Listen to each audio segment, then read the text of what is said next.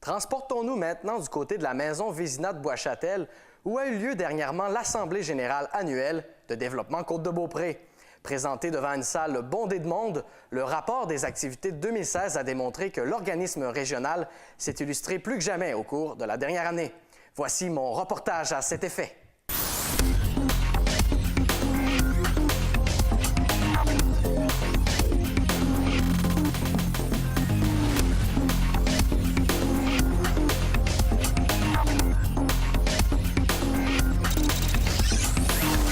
Écoute, un bilan essentiellement positif. On a vu de la croissance dans tous nos secteurs d'activité.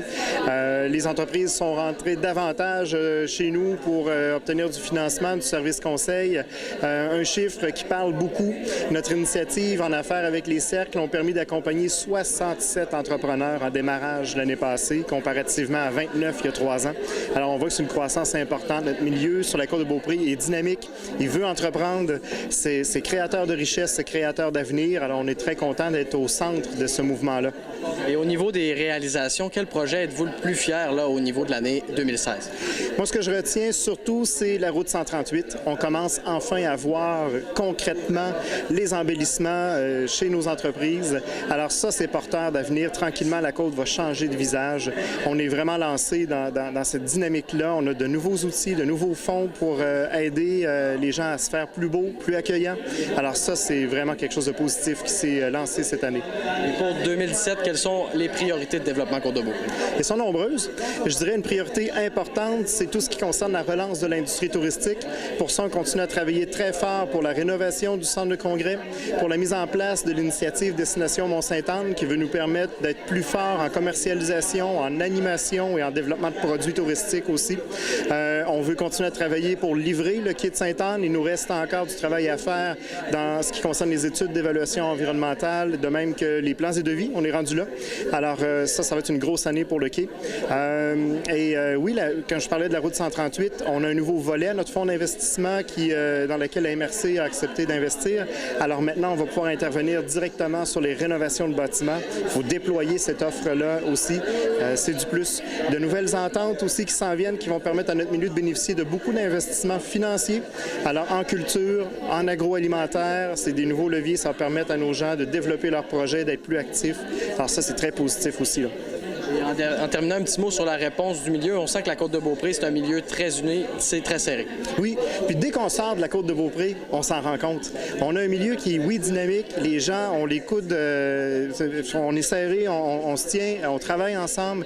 Et ça, c'est très positif. Très positif aussi avec les nouveaux moyens que la MRC s'est dotée grâce au parc éolien, à la mine centrale aussi. Alors, ça nous permet de rêver des projets maintenant, même plus larges que notre territoire, comme le train de Charlevoix.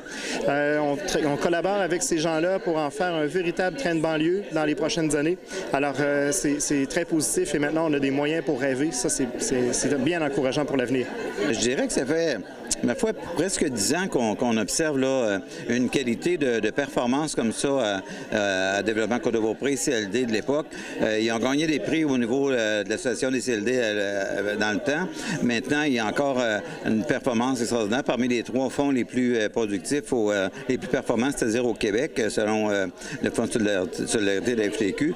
Donc, nous, on en était très fiers. C'est pour ça que c'était facile pour nous à la MRC de réinvestir pour qu'ils puissent aider encore plus d'entreprises puis avoir encore davantage de performance. Mais là, je donne l'exemple des investissements d'entreprise, mais vous avez vu dans l'Assemblée générale annuelle qu'on a eue là. C'est dans plusieurs domaines, le transport collectif, le développement de tourisme, etc. Donc, c'est vraiment une équipe, comme je disais tantôt, de passionnés qui ont à cœur à ce que toutes les actions que l'on pose soient des succès. Justement, depuis sa création, l'organisme, trouvez-vous qu'il y a eu une belle croissance là, par rapport aux projets qu'on a aidés, également aux municipalités qu'on aide? Oui, bien, effectivement. Puis c'est pour ça que nous, à la MRC, contrairement à d'autres MRC, quand la loi a été changée pour abolir les CLD, qui ont décidé de prendre charge eux autres mêmes directement à la MRC, à la table des maires, de cet aspect-là du développement économique de la région. Chez nous, on avait tellement eu de beaux résultats avec le CLD, qui est devenu par la suite Développement Côte-de-Beaupré, qu'on a voulu continuer continuer avec cette organisation, ce type d'organisation-là, puis aussi une organisation qui implique des gens du milieu. Donc, tout ce qui se fait sur la côte, on a déjà davantage le sentiment de l'ensemble parce que des représentants des divers types d'entreprises et d'organismes ont participé aux décisions qui sont prises par rapport à ça. Ça fait en sorte que les idées se vendent beaucoup plus facilement à ce moment-là. Les gens y adhèrent beaucoup plus rapidement. Et c'est Bois-Châtel qui accueillait l'Assemblée générale annuelle. Comment avez-vous trouvé la réponse des gens? On sent que les gens sont proches. La Coupe de Beaupré, c'est un milieu tissé serré.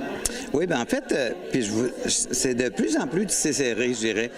C'était moins que ça. Avant, c'est pour ça que je fais tantôt, je mentionnais à quel point j'avais apprécié que ça se fasse dans l'ouest, puis même, je dirais, à l'extrémité ouest, à Bois-Châtel. Je pense que le plus près que ça avait été avant, c'était à Château-Richer ou à l'Auberge Bécard. Donc, quand on a parlé de venir ici, j'étais super content, moi. Et quand j'ai vu la présence de nombreuses personnes de l'ensemble du territoire de la Côte-de-Beaupré, je me suis dit, bon, mais c'est ça, on est de plus en plus en train de bâtir cette solidarité-là au niveau de la région. Puis les gens, là, ils voient moins de différence entre l'Est et l'Ouest et ils reconnaissent les deux réalités, cependant. Mais par contre, ils participent et ils contribuent, peu importe dans quel lieu on tient des activités. Puis ils sont contents d'être là aussi, ils sont contents d'apprécier ce qu'ils voient aussi. On découvre en même temps les autres partenaires de notre milieu.